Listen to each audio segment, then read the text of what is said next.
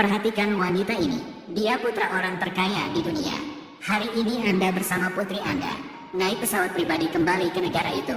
Aku dan ibuku baru saja turun dari pesawat. 100 penjaga berbaris menyambutnya. Tujuan Anda adalah kembali kali ini.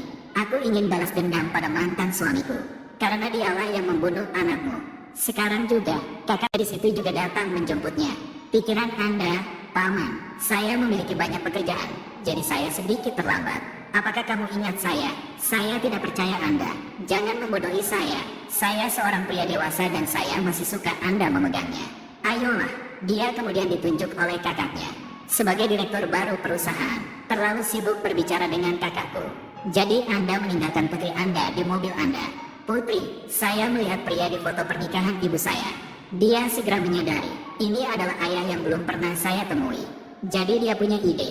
Dia ingin menemukan ayahnya untuk bertemu dengannya satu kali satu. Sesaat kemudian dia meminta dokter. Supir membawa saya ke perusahaan ayah saya saat aku baru saja berjalan di pintu. Kemudian dia melihat seorang pria tampan turun di lift. Dan kemudian dia menyadari bahwa ini adalah ayahnya. Dan kemudian dia berlari meraih pahanya.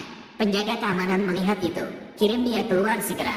Tapi presiden menghentikannya. Saat aku melihatnya, lalu tiba-tiba dia merasa sangat akrab.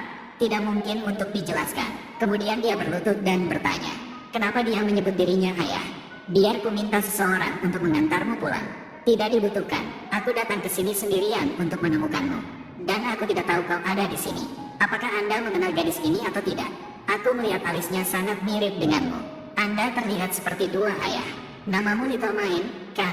Putri Anda salah orang. Aku bukan ayahmu. Apakah Anda ingat nomor telepon saya?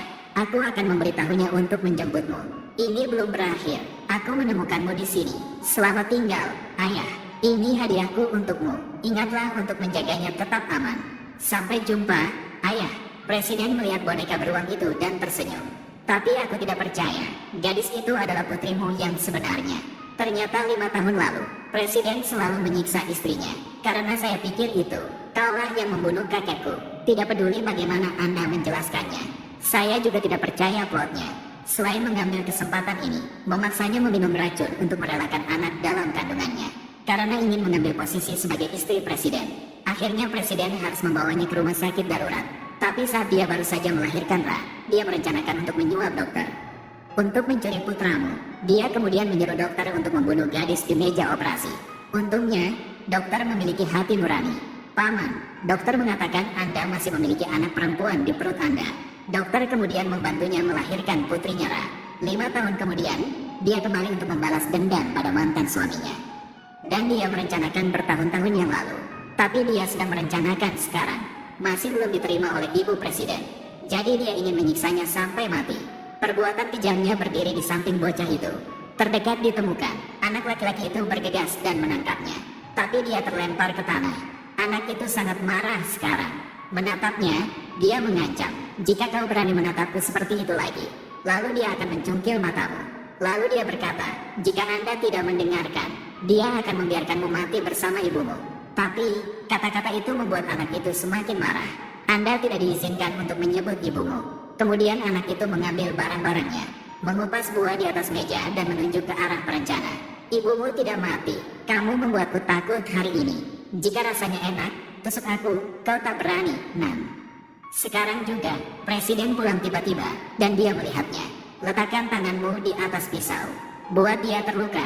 Dia ingin presiden salah paham bahwa anak laki-laki itulah yang menyakitinya. Segera setelah Anda masuk ke dalam, presiden buru-buru meraih pisau itu.